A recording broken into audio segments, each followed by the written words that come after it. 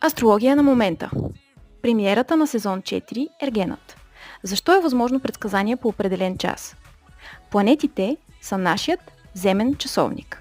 Те отмерват кое е време и показват символично какво се случва. По настоящия момент можем да видим миналото и бъдещето, защото за божественото съзнание минало, настояще и бъдеще са едно.